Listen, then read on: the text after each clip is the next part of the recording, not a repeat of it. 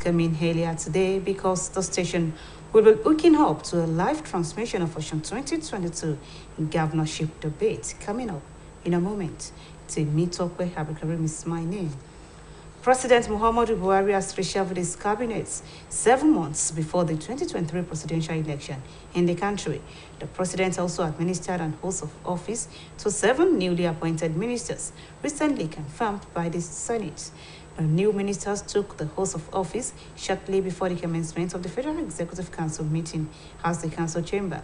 The president urged the new ministerial appointees to consider their emergence as a call to duty that demands diligent service to the nation.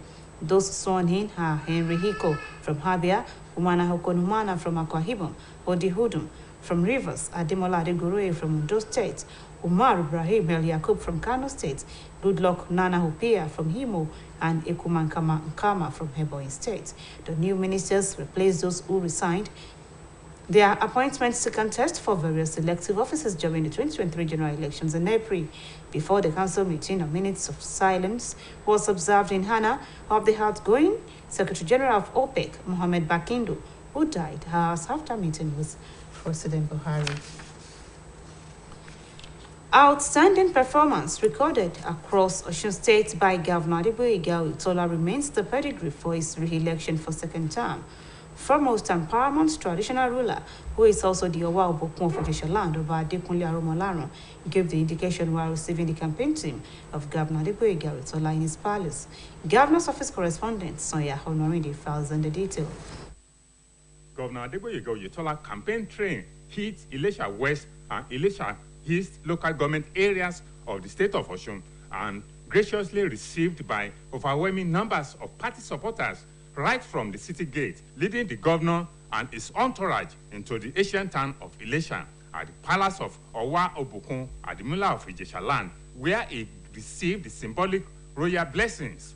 Governor Adeboyega Oyetola re-emphasized that the good work being witnessed across the state would quadruple in geometric proportion for the benefit of all if re-elected in the forthcoming gubernatorial election. Paramount ruler of Ijesha land, Oba Gabriel Adekunle Aromolaran, maintained that Governor Adeboyega Oyetola impressive records speaks volumes on his capacity to deliver the good of the majority, adding that it will prove an effort in futility to compete with the outstanding performing governor in the forthcoming gubernatorial election.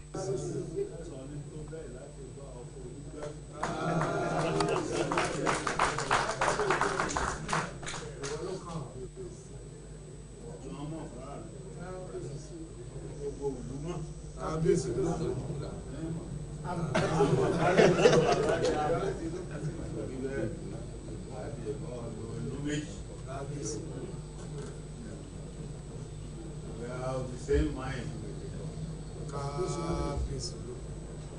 God's grace. Amen. Flanked by the Lagos State Governor, Mr. Babajide Sanwo-Olu, the Kano State Governor, Alhaji Abdullahi Ganduje, Minister of Youth and Sports, Mr. Sunday Dare, the National Secretary of the All Progressive Congress, Senator Yola Omishore, Governor Adeboyega Oyetola reassured the teeming crowd at the Palace Square that he would continue to strive towards ensuring overall welfare of the citizenry in terms of developmental transformations, quality education, improving health care, prompt payment of workers' salary, pensions, among other welfare packages if re-elected in the forthcoming gubernatorial election. We've done well as a government, as a party, and as no. And you can see this for yourself. The massive turnout in leadership indicates the fact that we are as God. This is one of our very comfortable feelings. The king, the real father is with us. The people here are with us. And I believe, by the grace of Almighty God, we are winning this election come 16th of July 2022. We have been working very hard to ensure victory. We are not taking anything for granted at all. For the fact that we are in government, we are in power at the federal, local and state, we do not relent our efforts campaigning. We are canvassing for votes, explaining why they must vote for APC and why they must continue. By God's grace, we are sure we shall win. The state chairman of the All Progressive Congress, Prince Gboyega Famodun, the Director General of Oyetola's Campaign Council, Senator Ajibola Bashir, as well as the Speaker of the State House of Assembly, Honorable Timothy Oweye, implored the residents to vote wisely for the continuation of good governance under the leadership of Governor Adegboyega Oyetola. Dignitaries on the campaign train were the wife of the governor, Mrs. Kawhayat Oyetola, the deputy governor, Mr. Benedict Alabi, the wife of the deputy governor, Mrs. Oyefunke Alabi, former deputy governor, Mrs. Grace Titilaoye Ponle, secretary to the state government, Prince Wole Oyebamiji, chief of staff to the governor, Dr. Charles Akinola, Professor Isaac Adewale, members of the State Executive Council, members of the State House of Assembly, the leadership and members of the All Progressive Congress from across the state. From the governor's office, Sanya Honorinde reporting. While Governor Adegboyega Oyetola has described the social intervention program of the government as a clear indication of hallmark of responsible and responsive government, in line with the welfare policies being demonstrated across the state in alleviating the lives of the less privileged, Governor Oyetola gave the insight in Osogbo, the state capital, while flagging of second phase of the cash grants to vulnerable groups in the state. Again, Sonia Honorinde now reports.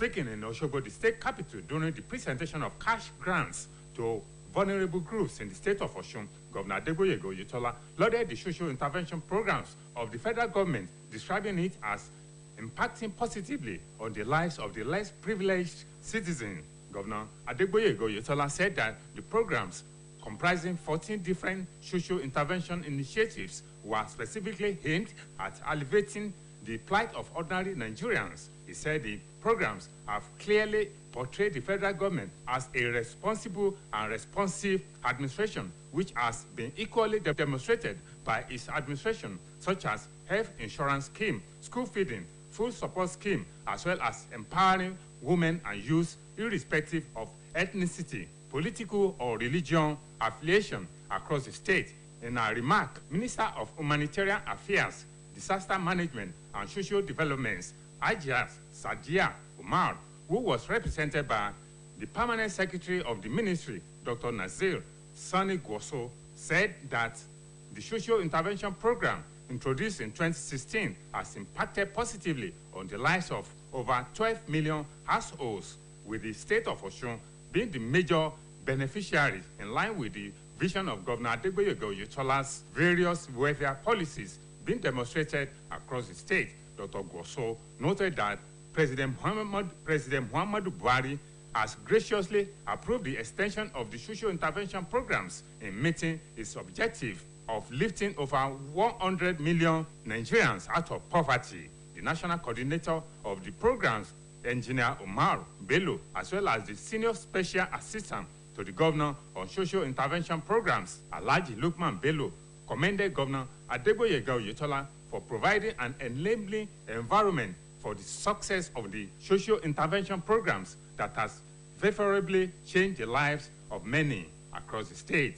High point of the occasion was the presentation of cash grants to the beneficiaries drawn from across the state by Governor Adegboyega Oyetola in flagging off the second phase of the federal government cash grants to vulnerable groups in the state of Osun.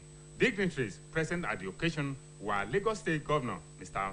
Babajide Sanwo-Olu, Kano State Governor Alhaji Abdullahi Ganduje, the wife of the governor, Mrs. Kawhayat Oyetola, the Deputy Governor, Mr. Benedict Alabi, former Deputy Governor, Mrs. Grace Titilaoye Ponle, the State Chairman of the All Progressive Congress, Prince Gboyega Famodun, among others. From the Governor's Office, Sanya Honorinde reporting. Governor Adegboyega Oyetola has promised not to compromise in providing a conducive environment for artisans across the state to ply their trade if re-elected for a second term. The governor made this statement through its special advisor on civic engagement, Honorable Latu Osoyin-Tiloye, at an engagement meeting with the state executive members of Panel Beaters Association of Nigeria, Osun State Chapter. David Ojo now reports.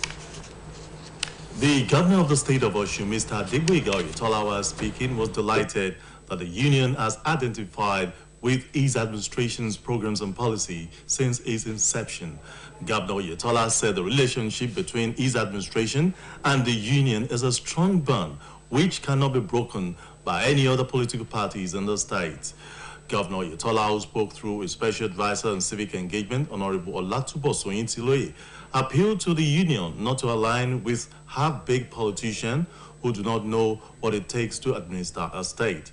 Governor Oyetola also charged them to be law-abiding during the gubernatorial election on July 16.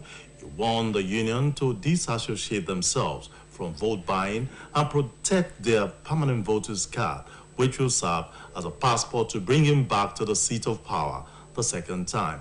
He promised to make their businesses more comfortable if re-elected. They enumerated a lot of achievements from the health sector, infrastructure, education, arms on empowerment. These are the things that prompt them to lend their voice and to throw their weight behind the governor's re-election. The president of the Panel Beaters Association of Nigeria, Osun State Chapter, Mr. Olalekan Lemon, while speaking, showered encomium on Governor Oyetola on his leadership style and managing the resources of the state. Lemon said some of the reasons why his union has promised to tow the path of supporting Governor Oyetola was due to some of the infrastructural development embarked on, ranging from changing the educational system in Osun, construction of 322 healthcare systems, rehabilitation of rural roads across the state, and empowerment programs that cut across the state. The president of the union assured the governor that all hands are on deck for his re-election on July 16, 2022. This is David Ojo reporting for OSBC News. In the meantime, workers in the state have been enjoined to reciprocate the good gestures of Governor Adeboye Oyetola towards them by mobilizing for his victory at the July 16 governorship poll. The head of service, Dr. Oluwatoyin Oyebade, made the appeal during his visit to OSBC. Oluwatoyin Yusuf has the details. The head of service, Dr. Oluwatoyin Oyebade, arrived at the premises of OSBC Liawiyo Kebalo Shogbo in company with other top technocrats in the employ of the state government. Addressing the staff of the corporation, Dr. Oyebade explained that Governor Oyetola had been kind to the entire workforce since he assumed office in November 2018. The head of service reminded OSBC staff that they had been receiving full salaries since 2018 and earned their promotion as and when due. He added that those who are due for lateral conversion had been attended to. Dr. Oluwatoyin Oyebade brought it to the fore that over 7,000 workers of the state were dismissed due to some alleged infractions, but that Governor Oyetola had reviewed their cases and only 42 had terrible cases out of over 7,000, while the rest had been absorbed. To say that some people that were accused of having one job, that they have resolved their matter here and they are fully back to service. And without any discrimination, the Oyetola said the New Testament is not covenant with God and with workers of opportunities that he will pay full salary and that there will not be any salary again. Ladies and gentlemen, the period of possibility that I have full salary during the period of COVID-19. To show that Governor Adeboye Oyetola appreciates OSBC, he elevated 3 of its staff and brought them to the mainstream civil service.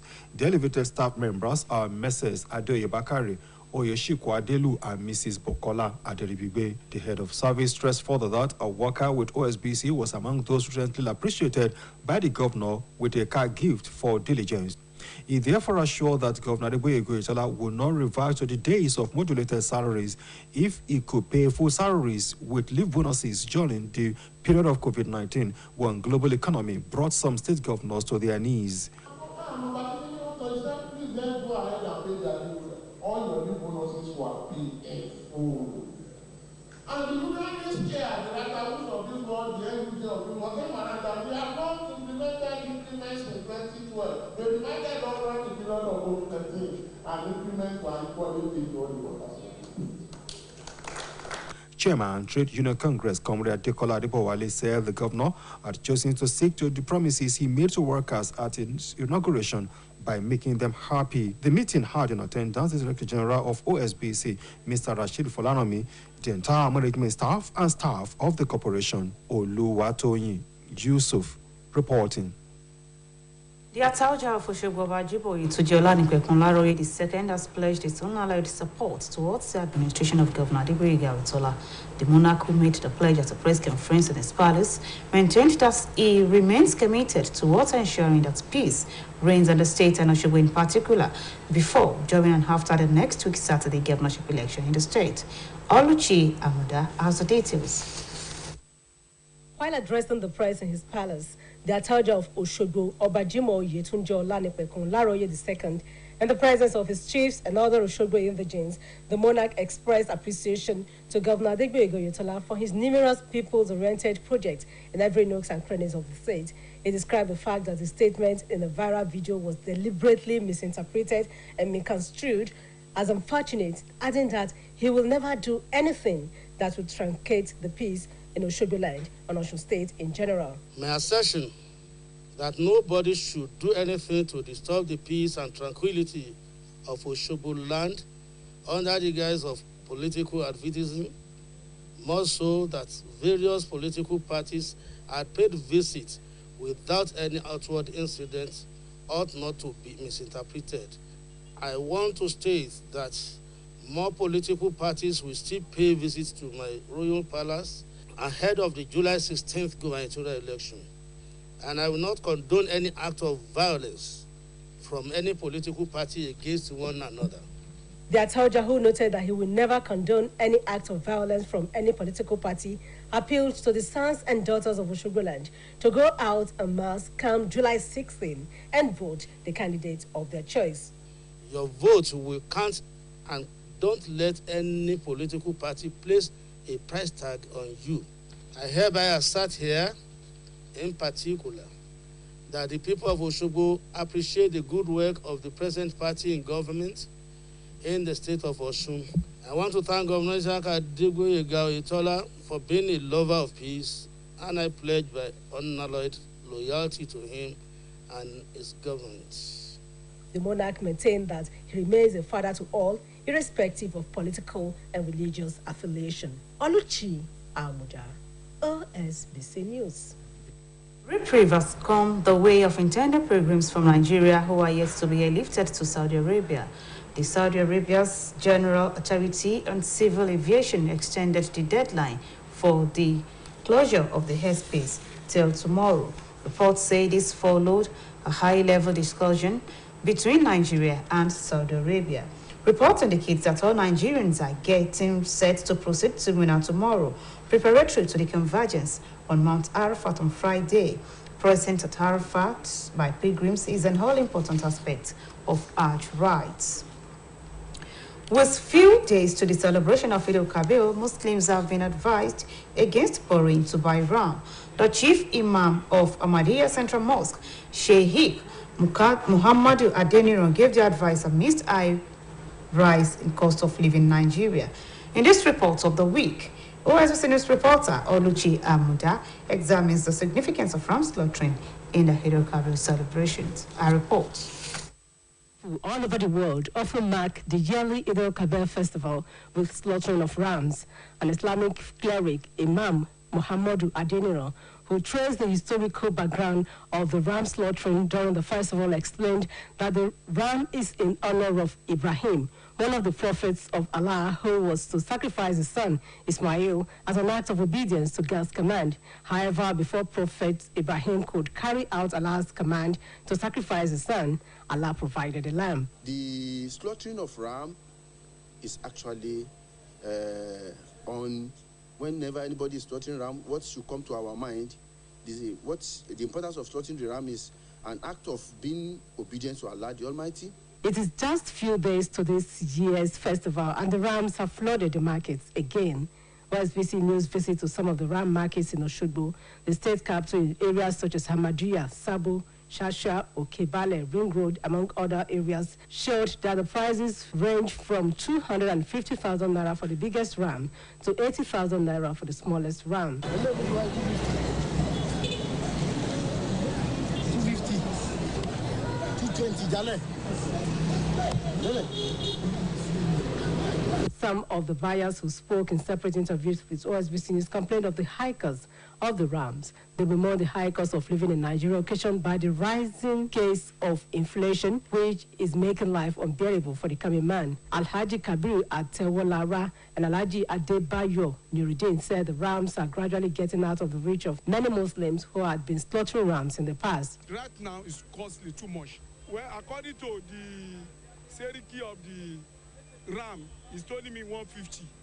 I swear to God will create me and you.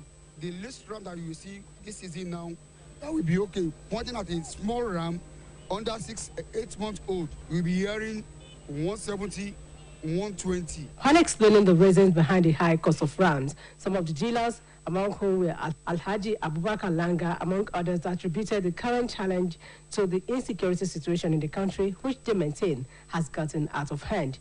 They also spoke about the dwindling fortune of the naira in the international market. This year everything don't cost. I not be winner, now I buy we buy and come now. The thing that not it cost, not be only here. Even not it cost. Our money will not get value. That's just that. So as an animal wise, many of them they are coming from France, some Niger, some Chad, some Cameroon. We are making naira to save before we buy and come. Put it for market before you reach here. Maybe you calculate it. Maybe another one will get it. The two one you buy before, 50,000. Now you buy 120,000. Muslim faithful have, however, been advised against incurring debt in the case to slaughter ram for the Eid al-Kabir celebration. Imam Adeniro of the Ahmadiyya Central Mosque, Oshogo, said it is against the wish of Allah for anyone to borrow money to buy ram. Allah the Almighty did not put burden on anyone except what you put on yourself. He equally admonished the well-to-do to spread love by sharing their rams with the less privileged members of the society. Oluchi Amuda, OSBC News. The Nigerian Correctional Service has confirmed that there was an attack on the custodial center in the Kuje Area Council of the Federal Capital Territory. In a statement by its spokesperson, Umar Abubakar, he said the armed squad of the service, in collaboration with other security agencies, responded to the attack. Abubakar added that a total of 879 inmates escaped from the facility during the unfortunate attack, while 443 have been recaptured. 551 inmates are currently in custody, 443 are still at large, 4 are dead, and 16 inmates sustained various degrees of injuries and are being treated at the moment. The service also confirmed to the general public that DCP Abba Kyari and other VIPs held in the facility did not escape. And now to our sports segments.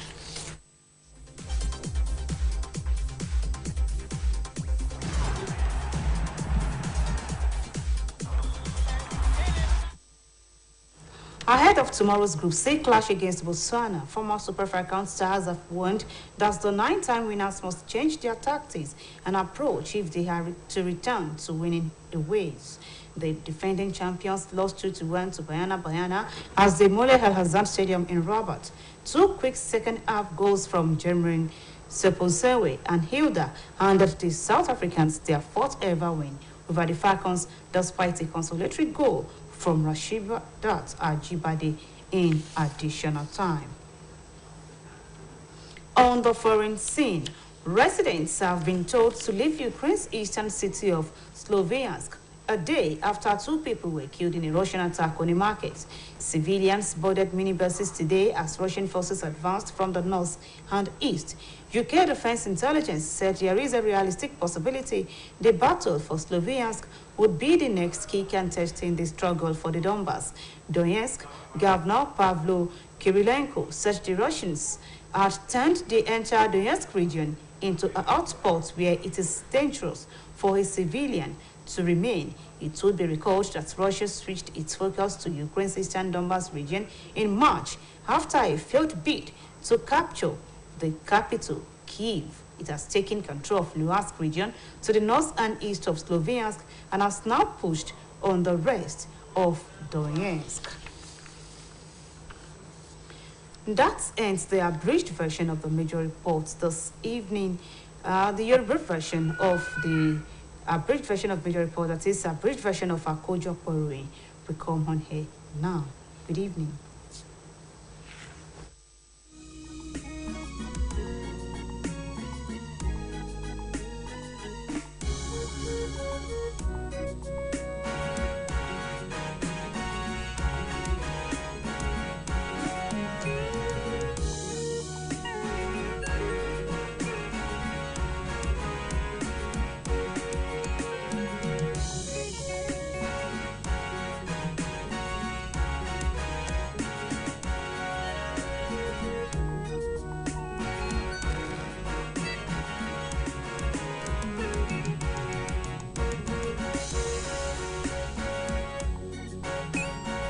وناديناه أن يا إبراهيم. ìgbà wo la ṣe màsàlámà ti ya Ramadan tá a tún ti ń kọ́dún léyà ní mọ́ràbà tabarakallah bí a ṣe ń palẹ̀mọ́ ọdún léyà ẹ jẹ́ ká fi ti fi sabilillah sínú bọ́jẹ̀tì wa pẹ̀lú ṣíṣàgbátẹrù àwọn ètò tó ní láàdá lọ.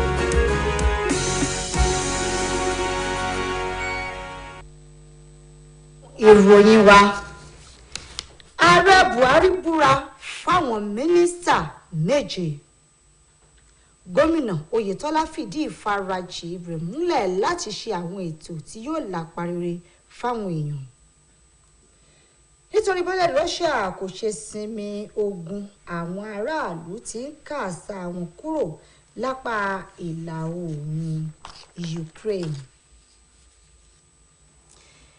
ẹ kú dédé wòye ẹ̀yin èèyàn wa ẹ kábọ̀ sórí ìròyìn nírúfẹ́ ìròyìn yìí wá sí ojú ìwòran yín láti jẹ́ kí ẹ̀yin èèyàn wa kẹ́ ẹ láǹfààní láti wo ọ̀kan òjọ̀kan ìjíròrò tí ó wáyé láàrin àwọn tó fẹ́ díje fún ipò gómìnà ní kété tá a bá ti ń parí ìròyìn yìí Olúwarántí Ọ̀jẹ̀wùmí oníròyìn ìròyìn náà rèé lẹ́kùnrẹ́rẹ́. ààrẹ Muhammadu Buhari ti ṣàtúntò sí ìgbìmọ̀ aláṣẹ rẹ̀ tó kù pẹ̀lú bó ṣe kù oṣù méje tí ètò ìdìbò ààrẹ yóò wáyé lórílẹ̀‐èdè yìí lọ́dún 2023 ààrẹ Buhari tún ṣètò ìbúra fún àwọn mínísítà méje míì tí ilé aṣòfin àgbà ṣẹ̀ṣẹ̀ fọwọ́ sí àwọn mínísítà ọ̀hún ní ìbúra fún wọn wáyé níbi ìpàdé ìgbìmọ̀ aláṣẹ ìjọba àpapọ̀ tí ó wáyé lónìí ààrẹ Buhari rọ àwọn mínísítà tuntun ọ̀hún láti rí ìyànsípò wọn gẹ́gẹ́ bí ọ̀nà láti sin orílẹ̀‐èdè Nàìjíríà àwọn mínísítà tí wọ́n búra fún ọ̀hún ní Henry Iko láti ìpínlẹ̀ Abia Umuna Okon Umama láti Akwa Ibom Udi Odun láti Rivers nígbà tí Adémọ́lá Adégoróyè sì wá láti ìpínlẹ̀ Ondo láti Kano ni wọ́n ti yan Umar Ibrahim Yakubu Goodluck Nana Obiah láti Imo àti Ekwemekama Nkama láti ìpínlẹ̀ Ebonyi àwọn mínísítà tuntun tí ààrẹ yan ọ̀hún ni wọ́n dípò àwọn tí wọ́n kọ̀wé fi ipò wọn sílẹ̀ láti du ipò kan tàbí míì nínú ìdìbò tó ń bọ̀ kí ìpàdé ìgbìmọ̀ aláṣẹ tó bẹ̀rẹ̀ ni wọ́n ti dúró ìṣẹ́jú kan láti fi bu ọlá fún akọ̀wé àgbà àjọ OPEC Mohammed Barkindo ẹni tó dágbére fáyé nídàájí òní lẹ́yìn tó bá ààrẹ ṣe ìpàdé pàtàkì kan lánàá. ọwọ́ àbùkún ti ilẹ̀ Ìjẹ̀ṣà ọba Adékúnlé Arúmọlárùn ti sọ pé àwọn àṣeyọrí tí gómìnà Adégbóyèga Oyètọ́lá ti ṣe káàkiri ìpínlẹ̀ yìí ti tó ohun tó fi yẹ káwọn èèyàn tún fi ìbò gbé wọlé padà fún sáà kejì orí adé náà sọ̀rọ̀ yìí níbi lásìkò tó ń gbàlejò ikọ̀ gómìnà Oyètọ́lá láàfin rẹ̀ níbi ìpolongo fún sáà kejì gómìnà Oyètọ́lá wọn iléeṣẹ́ ìlọ́fíìsì gómìnà Sànyà Ọ̀nàrìndé lẹ́kùnrẹ́rẹ́ ròyìn àbọ̀ rẹ̀ látẹnu Abọ́sẹ̀dé Alóńkẹ́.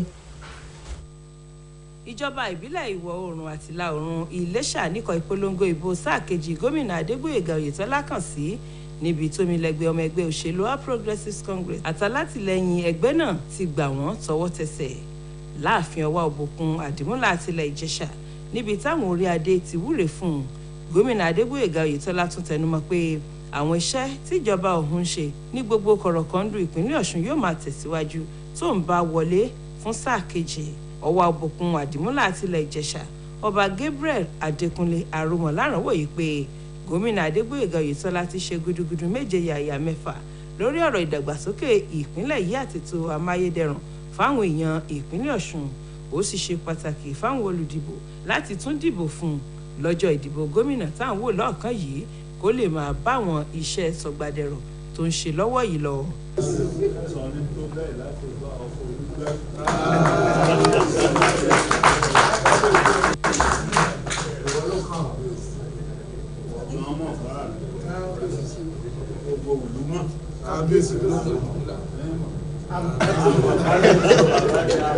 Gómìnà Adégbóyèga Oyètọ́lá tí ojúgbà rẹ̀ láti ìpínlẹ̀ Èkó Babájídé Sanwó-Olú àti Alhaji Abdullahi Ganduje ti ṣe gómìnà ìpínlẹ̀ Kano tó fi mọ́ mínísítà fọ́rọ̀ ọ̀dọ́ àti eré ìdárayá ọ̀gbẹ́ni Sunday Dare pẹ̀lú akọ̀wé ẹgbẹ́ òṣèlú onítẹ̀síwájú lórílẹ̀‐èdè yìí sẹ́nitọ̀ Iyọlá Omiṣore wà pẹ̀lú rẹ̀ tún fi dáhùn aráàlú lójú pé òun ò ní yibe nídìí ìpèsè ọ̀kan-ò-jọ̀kan ètò ìdẹ̀rùn fáwọn èèyàn ìpínlẹ̀ Ọ̀ṣun nípasẹ̀ àgbékalẹ̀ àwọn iṣẹ́ ìdàgbàsókè lóníranran ètò ẹ̀kọ́ tó yè kooro ètò ìlera tí ò láfiwé sísan owó oṣù àwọn òṣìṣẹ́ àti tàwọn òṣìṣẹ́ fẹ̀yìntì lásìkò tó yẹ àtàwọn ètò amáyédẹrùn míì táwọn aráàlú bá dìbò yan òun lẹ́ẹ̀kan sí i.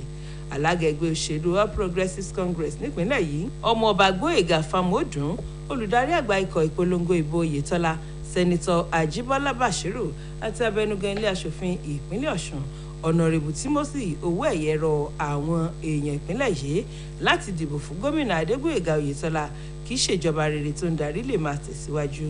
Àwọn tó bá gómìnà Oyètọ́lá kọ́wọ̀ọ́rìn ní ìyàwó rẹ̀ arábìnrin Kàfáyàt Oyètọ́lá ìgbákejì gómìnà ọ̀gbẹ́ni Benedict Alabi àtaya rẹ̀ arábìnrin Oyèfúnkẹ́ Alabi ìgbákejì gómìnà nígbà kan rí arábìnrin Títílá Oyèpọ́nlé akọ̀wé ìjọba ọmọọba Wọlé Oyèbáméjì olórí àwọn òṣìṣẹ́ lọ́fíìsì gómìnà ọ̀mọ̀wé Charles Akínọlá ọ̀jọ̀gbọ́n Isaac Adéwọlé àwọn ọmọ ìgbìmọ̀ aláṣẹ ìjọba àwọn aṣòfin àwọn adarí ẹgbẹ́ òṣèlú olóṣùṣù ọwọ̀ àtàwọn ọmọ ẹgbẹ́ wọn yíká ìpínlẹ̀ Ọ̀ṣun. Àbọ̀sẹ̀dé Alóńgẹ́ fún iléeṣẹ́ OSBC.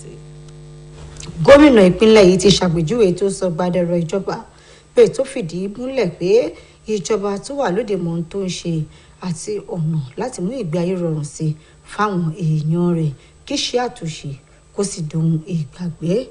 Gómìnà sọ̀rọ̀ yìí ní Òṣogbo tí í ṣe olú ìlú ìpínlẹ̀ Ọ̀ṣun lásìkò tó ń ṣe ìfilọ́lẹ̀ abala kejì ètò pípín owó ìrànwọ́ fáwọn tó kù díẹ̀ káàtó fún Sànyà Ọ̀nàrìndé tí í ṣe oníròyìn iléeṣẹ́ yìí lọ́fíìsì gómìnà ń ròyìn bọ̀ ẹ̀já gbọ́ làbárè láti ẹnu Abọ́sẹ̀dé Alóńgẹ́ lẹ́kùn sí. Ìlú ìpínlẹ̀ Ọ̀ṣun lásìkò tó ń pín owó ìrànwọ́ fáwọn tó kù díẹ̀ káàtó fún nípínlẹ̀ yìí gómìnà Adégbóyèga Oyètọ́lá lùjọba àpapọ̀ lọ́gọ̀ọ́ ẹnu fàgbékalẹ̀ ètò ìrànwọ́ náà èyí tó ṣàpèjúwe bí ètò tó ti la ipa rere láyé àwọn tí ò lẹ́nìkan. Gómìnà Oyètọ́lá wòye pé ètò náà tó pín sí ọ̀nà 14 níjọba àpapọ̀ gbé kalẹ̀ láti tán ìṣẹ́ àtòṣì láàrin àwọn èèyàn ilẹ̀ yìí tí ò rọ́wọ́ họrí àti pé ètò ọ̀hún ti ṣàfihàn ìjọba àpapọ̀ gẹ́gẹ́ bí ìjọba tó nífẹ̀ẹ́ aráàlú tó sì mọ ohun tó ń ṣe gẹ́gẹ́ bí ìjọba tó ń darí náà ṣe ń ṣètò ìdẹ̀rùn fáwọn èèyàn ìpínlẹ̀ Ọ̀ṣun nípasẹ̀ àgbékalẹ̀ ètò ìlera dójútòfò oúnjẹ ọ̀fẹ́ afáralókun tó ń fáwọn ọmọ ilé ẹ̀kọ́ alákọ̀ọ́bẹ̀rẹ̀ pínpín oúnjẹ tútù lọ́fẹ̀ẹ́ fáwọn tí ò rọ́wọ́ họrí láwùjọ àti ètò ìrànwọ́ fáwọn obìnrin àtọ̀dọ́ jákèjádò ìpínlẹ̀ Ọ̀ṣun láìná ní ẹ̀yà ẹ̀sìn tàbí ẹgbẹ́ òṣèlú tí wọ́n ń ṣe. Nínú ọ̀rọ̀ rẹ̀ mínísítà fọ́rọ̀ ìdẹ̀rùn aráàlú Hajiya Sadiya Umar tákọ̀wé àgbà iléeṣẹ́ náà ọ̀mọ̀wé Nasir Sani Gwaso ṣojú fún wòye pé ọdún 2016 níjọba gbétò yìí kalẹ̀ ó sì ti mú káyé gbẹdẹmukẹ fáwọn ìdílé tó lé ní mílíọ̀nù 12 àti pé ìpínlẹ̀ Ọ̀ṣun ló jàǹfààní ètò náà jùlọ níbàámu pẹ̀lú onírúurú ètò ìdẹ̀rùn aráàlú tíjọba Oyètọ́lá ń ṣe yíká ìpínlẹ̀ Ọ̀ṣun. Ọ̀mọ̀wé Gwaso kéde pé ààrẹ Muhammadu Buhari tún ti buwọ́lù ṣíṣe àmúgbòòrò ètò ìrànwọ́ aráàlú yìí kó lè bá àtúnṣe ó kéré tán 100 mílíọ̀nù èèyàn ilẹ̀ Nàìjíríà. Alákòóso ètò náà lórílẹ̀‐èdè yìí ẹnjìnìà Umar Bello àtolùrànlọ́wọ́ pàtàkì fún gómìnà lórí ọ̀rọ̀ ètò ìrànwọ́ aráàlú Alhaji Lukman Bello yin gómìnà Adégbóyèga Oyètọ́lá láwo fún bó ṣe fààyè gba ètò ọ̀hún fún àǹfààní àwọn èèyàn ìpínlẹ̀ Ọ̀ṣun. Gómìnà Adégbóyèga Oyètọ́lá ló pín owó ìrànwọ́ náà fáwọn tó jàǹfààní rẹ̀ èyí tí wọ́n ṣàyàn láti tìbútòrò ìpínlẹ̀ Ọ̀ṣun.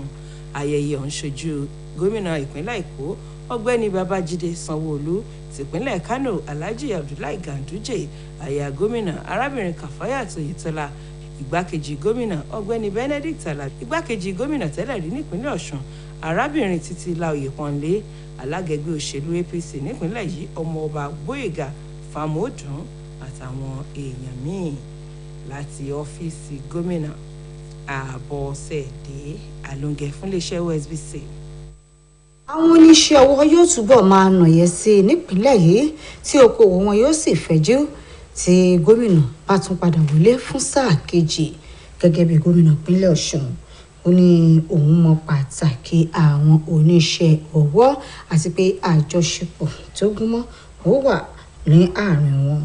Ó sọ̀rọ̀ yìí nípasẹ̀ olùdámọ̀ràn pàtàkì rẹ̀ fọ́rọ̀ àjọṣepọ̀ tó gúnmọ́ pẹ̀lú àwọn aráàlú Honorable Ọlátúnbọ̀sún Oyètìlóye níbi ìrorò tó wáyé pẹ̀lú àwọn ọmọ ẹgbẹ́ tí ó jẹ́ jòrìnjòrìn panel beater nípínlẹ̀ yìí. Àbọ̀ ìròyìn David Ojore láti ẹnu Kamil Abdulrahim. Nígbà tó ń sọ̀rọ̀ gómìnà Adégbóyèga Oyètọ́lá ni tó fìdùnnú rẹ̀ hàn sí ẹgbẹ́ àwọn panel beaters fún bí wọ́n ti fọwọ́sowọ́pọ̀ pẹ̀lú ìjọba òun lórí ọ̀kanòjọ̀kan ètò tó ti ń ṣe fún ìdẹ̀rùn aráàlú látìgbà tó ti ń tukọ̀ ìpínlẹ̀ yìí. Gómìnà Oyètọ́lá sọ pé kò sí ẹnikẹ́ni tàbí ẹgbẹ́ òṣèlú kankan tó lè ba àjọṣepọ̀ tó wà láàrin ìjọba òun àti ẹgbẹ́ náà jẹ́. Gómìnà Oyètọ́lá ẹni tó dámọ̀ràn pàtàkì rẹ̀ lórí ìbáṣepọ̀ láàrin ìjọba àti aráàlú Honorable Ọlátúnbọ̀sún Oyètìlóye sojú fún rọ ẹgbẹ́ náà pé kí wọ́n má tẹ́tí sí ohun táwọn ẹgbẹ́ òṣèlú alátakò tọ́pọ̀ nínú wọn kò mọ ọ̀nà láti fi tukọ̀ ìpínlẹ̀ yìí ń sọ káàkiri. Gómìnà Oyètọ́lá ẹni tó tún rọ ẹgbẹ́ náà pé kí wọn ó bọ̀wọ̀ fófin lásìkò ètò ìdìbò gómìnà tí yóò wáyé lọ́jọ́ 16 oṣù yìí. Bákan náà ló tún kìlọ̀ fún ẹgbẹ́ náà pé kí wọ́n yàgò fún ríra ìbò kí wọ́n sì mójútó káàdì ìdìbò wọn lálòpẹ́ kí wọ́n lè fi dìbò fún òun padà kóun lè máa tukọ̀ ìpínlẹ̀ yìí lọ lẹ́lẹ́kejì. Ó wá sílẹ̀ yìí láti mọ́rọ̀ ìdàgbàsókè àti ìdẹ̀rùn àwọn èèyàn ìpínlẹ̀ yìí lọ́kùnkúndùn táwọn aráàlú bá tún fi dìbò gbé òun wọlé padà.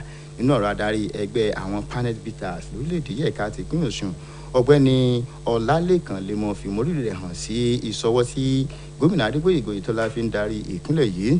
Ọ̀gbẹ́ni Lemọ́ ṣàlàyé pé nípa ìdí tí ẹgbẹ́ náà fi ṣèlérí láti ṣàtìlẹ́yìn fún gómìnà Adégbóyèga Oyètọ́lá ni kò sẹ́yìn àwọn iṣẹ́ ìdàgbàsókè tó ti ṣe níbi tá a ti rí ìdàgbàsókè lẹ́ka ètò ẹ̀kọ́ àgbéǹde ètò ìlera ṣíṣe àwọn àkànṣe iṣẹ́ ojú ọ̀nà ní gbogbo kọ̀rọ̀kọ̀ndù ìpínlẹ̀ Ọ̀ṣun àti ètò ìrónilágbára fáwọn ọ̀dọ́. Adarí ẹgbẹ́ náà wá fi dáhùn gómìnà Oyètọ́lá lójú pé ẹgbẹ́ náà yóò fìbò wọn gbé wọlé nínú ètò ìdìbò gómìnà tí yóò wáyé ní ọjọ́ 16 oṣù yìí. Kamil Abdulrahim fún iléeṣẹ́ OSBC.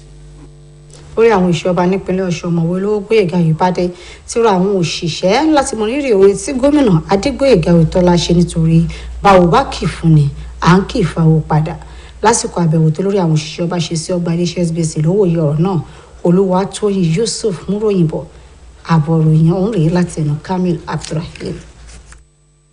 Àlọ́gàá lẹ́nu iṣẹ́ ọba ni wọ́n bá olórí àwọn òṣìṣẹ́ ọba ọ̀mọ̀wé Ológbóyèga Oyèbádé kọ́wọ́rìn dé inú ọgbà iléeṣẹ́ OSBC ní ilé àwíyé òkè baálẹ̀ nílùú Òṣogbo. Nígbà tó ń bá àwọn òṣìṣẹ́ iléeṣẹ́ yìí sọ̀rọ̀ ọ̀mọ̀wé Oyèbádé ṣàlàyé pé gómìnà Oyètọ́lá ti ṣe gudugudu méje yàyà mẹ́fà fáwọn òṣìṣẹ́ látọdún 2018 tó ti ń tukọ̀ ìpínlẹ̀ yìí.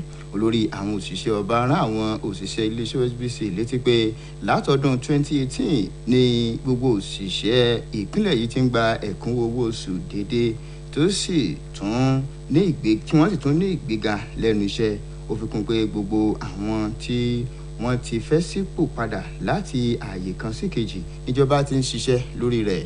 Ọ̀mọ̀wé Ológbóyèga Oyèbádé fi tó àwọn òṣìṣẹ́ iléeṣẹ́ yìí létí pé nǹkan bíi 7,000 àwọn òṣìṣẹ́ ọba tí wọ́n ṣàṣemọ́ṣe tíṣẹ́ bọ́ lọ́wọ́ wọn tí ìjọba gómìnà Adégbóyèga Oyètọ́lá sì ti ṣàgbéyẹ̀wò ẹ̀sùn tí wọ́n fi kàn wọ́n ní gómìnà Oyètọ́lá ti rí pé àwọn 22 péré nínú wọn lẹ̀ṣẹ̀ tí wọ́n ṣẹ̀ lágbára táwọn 7,000 náà sì ti padà sẹ́nu iṣẹ́ wọn.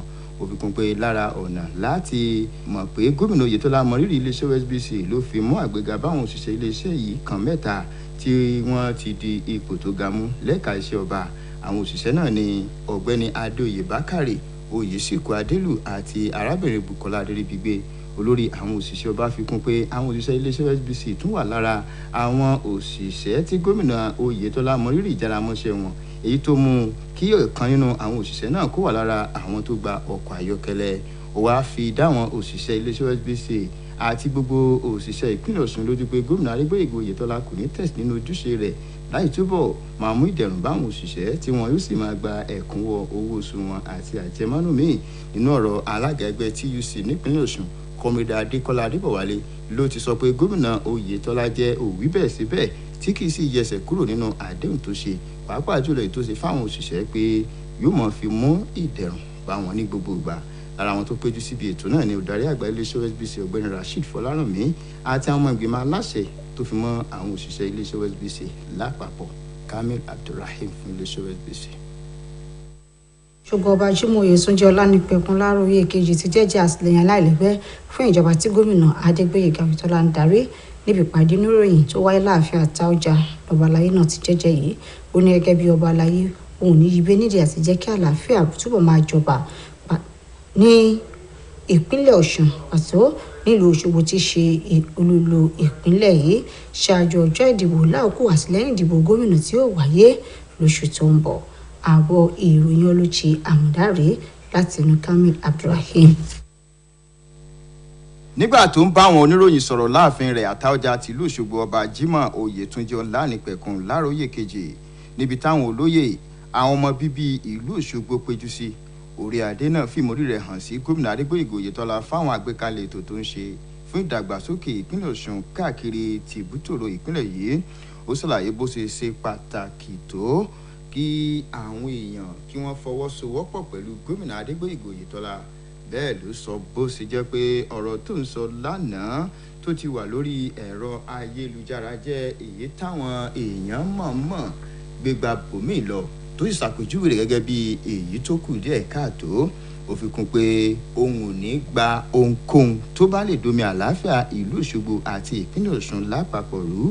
Àtaọ́jà tìlú Òṣogbo ẹni tó tẹnumọ́ pé òun ò ní gbà kí ẹgbẹ́ òṣèlú kankan kó máa kọlura wọn nípínlẹ̀ yìí. Bẹ́ẹ̀ ló rọ gbogbo àwọn ọmọ bíbí ìlú Òṣogbo pé kí wọ́n jáde lọ́jọ́ 15 oṣù yìí kí wọ́n sì dìbò fún ìdíje tó bá wù wọ́n. Orí adé náà ṣàlàyé pé ó ń sì ní bàbá fún gbogbo àwọn ọmọ bíbí ìlú Òṣogbo láì fi tẹgbẹ́ òṣèlú tàbí tẹ̀sìn kankan ṣe. Mo fẹ́ kẹ́yin ọmọ mi ọmọ wípé ẹ ní àǹfààní láti dìbò fẹ́ni tí ọkàn yín tó dùn sí pé ó ń ṣe dáadáa fún yín tẹ̀dẹ̀ fẹ́ san lẹ́san. Mi gba bọ́dì mi dẹ̀ gbàgbà sílẹ̀ lọ́wọ́ ẹnikẹ́ni o. Kamil Abdulrahim fún iléeṣẹ́ OSBC. Nǹkan tí ń ṣẹnu rẹ̀ bọ̀ fáwọn tí wọ́n fẹ́ lọ fún iṣẹ́ hajj tí wọ́n pè lórílẹ̀‐èdè yìí ṣùgbọ́n tí wọn ò tí ì láǹfààní láti lọ sí Saudi Arabia ní báwọn aláṣẹ ilẹ̀ Saudi tó wà fún ètò ìrìnnà òfurufú ṣe ṣàfikún gbèdéke gbígbé àwọn èèyàn náà lọ sí Saudi di ọ̀la. Ìgbésẹ̀ yìí wáyé lẹ́yìn ìjíròrò láàrin àwọn aláṣẹ orílẹ̀‐èdè yìí àtàwọn aláṣẹ Saudi Arabia. Àjọ tó mójútó iṣẹ́ hajj lórílẹ̀‐èdè Nàìjíríà sọ pé nǹkan ẹgbẹ̀rún 3 àwọn tó kù tí wọ́n fẹ́ lọ fún iṣẹ́ hajj lórílẹ̀‐èdè yìí ni wọn yóò láǹfààní láti lọ lọ́la. A rí gbọ́ pé àwọn tó lọ fún iṣẹ́ hajj lórílẹ̀‐èdè yìí ti wà ní Mùnà láti fún ìgbáradì láti gun àràfá lọ́jọ́ ẹtì. Gígun àràfá òun ló jẹ́ pàtàkì nínú iṣẹ́ hajj. Ní báyìí tí ọdún iléyá tí kò fẹ́rẹ́fẹ́ ó ṣe pàtàkì fún àwọn mùsùlùmí láti má ṣe ya owó ra ẹran àgbò ọdún. Ìmáàmù àgbà mọ́ṣáláṣí Ahmadiyya àti ìlú Òṣogbo Sheikh Muhammadu Adéníran ló gbámọ̀ràn náà kalẹ̀ nítorí bí ètò ọrọ̀ ajé orílẹ̀-èdè yìí bó ṣe rí. Nínú àkànṣe ìròyìn yìí ni olùjì àmùdá ti fojú ṣùnùkùn wo pàtàkì ẹran ọdún iléyá. Ẹ̀jẹ̀ àgbọ̀ ohun tó ń bọ̀ láti ẹnu Kamil Abdulrahim. Lọ́dọọdún làwọn mùsùlùmí káàkiri àgbáyé máa ń sọdún iléyá pẹ̀lú pípa ẹran. Nínú ọ̀rọ̀ onímọ̀ nípa ẹ̀sìn Islam kan nípínlẹ̀ yìí Imam Muhammad Adéníran sọ̀rọ̀ nípa ìtàn tó rọ̀ mọ́ ẹran pípa lásìkò ọdún iléyá. Ó ṣàlàyé pé ẹran àgbò pípa ló jẹ́ àpọ́nlé fún Ànábì Ibrahim tó jẹ́ kan nínú àwọn òjíṣẹ́ Ọlọ́run tó fẹ́ fi ọmọ rẹ̀ Ismail jọ́sìn gẹ́gẹ́ bí àṣẹ Ọlọ́run tó sì jẹ́ pé lákòókò tí Ànábì Ibrahim fẹ́ mú àṣẹ Ọlọ́run ọba ṣẹ ni Ọlọ́run fi ẹran rọ́pò rẹ̀ èyí tó di ohun tí gbogbo mùsùlùmí ṣe ìrántí rẹ̀ títí dòní. ẹni tí ó máa ń pẹran léyà tó gbọ́dọ̀ wà lọ́kàn rẹ̀ ni pé àkọ́kọ́ òun ń ṣe láti fi tẹ̀lé àṣẹ ti Ọlọ́run ọba, òun sì ń ṣe láti fi dúpẹ́ lọ́wọ́ Ọlọ́run ọba fún ojú rere tọ́lọ́run ọba ṣe léun lórí. Ní báyìí tó kù díẹ̀ kọ́dún iléyá kó wọlé, àwọn ẹran àgbò ti pọ̀ lọ́jà fún títà. àbẹ̀wò ìkọ̀ròyìn iléeṣẹ́ OSBC sáwọn ọjà tí wọ́n ti ń ta ẹran nílùú Òṣogbo tí Sùúrùlù ìpínlẹ̀ Ọ̀ṣun láwọn àdúgbò bíi Ahmadiyya, Sabo, Sasa, Òkè Baálẹ̀, Ring Road àtàwọn àdúgbò míì fi hàn pé iye tí wọ́n ń ta àgbò tó jọjú dáadáa ló wà láàrin ẹgbẹ̀rún lọ́nà òjìlélúgba àti mẹ́wàá náírà tí èyí tó sì kéré díẹ̀ sì wà láàrin ẹgbẹ̀rún lọ́nà ọgọ́rin náírà. Nínú ọ̀rọ̀ tọ̀tọ̀ àwọn tí wọ́n fẹ́ ra ẹran àgbò tí wọ́n bá kọ̀ròyìn iléeṣẹ́ yìí sọ̀rọ̀ ni wọ́n fèrò wọn hàn lórí bówó ẹran sí wọn. Wọ́n lòdì bí gbogbo nǹkan sì gbówó lọ lórílẹ̀‐èdè yìí mọ́ ipò tètò ọrọ̀ ajé ilẹ̀ yìí wà, èyí tó mú kí nǹkan ó nira fáwọn èèyàn. Alhaji Kabir àti Alhaji Adébáyọ̀ Nurudeen sọ pé owó ẹran tí wọ́n jù lọ́dún yìí tó sì lè mú káwọn mùsùlùmí míì kó mọ́ lè láǹfààní láti lè pa ẹran bí wọ́n ṣe máa ń ṣe tẹ́lẹ̀. Nígbà tó ń ṣàlàyé ìdí tówó ẹran fi wọ́n lọ́dún yìí, ọ̀pọ̀ nínú àwọn tó ń ta ẹran ní ìlú Òṣogbo níbi tá a ti rí Alhaji Hasan Abubakar, Alhaji Abubakar Langa àtàwọn míì ni wọ́n lòdì ìbẹ̀ràn sí wọn mọ ìpèníjà ètò ààbò ilẹ̀ yìí èyí tó ti ń kọjá àfaradà fáwọn ọmọ orílẹ̀-èdè Nàìjíríà. Bákan náà ni wọ́n tún sọ̀rọ̀ lórí ipò náírà ṣe já wálẹ̀ lọ́jà àgbáyé.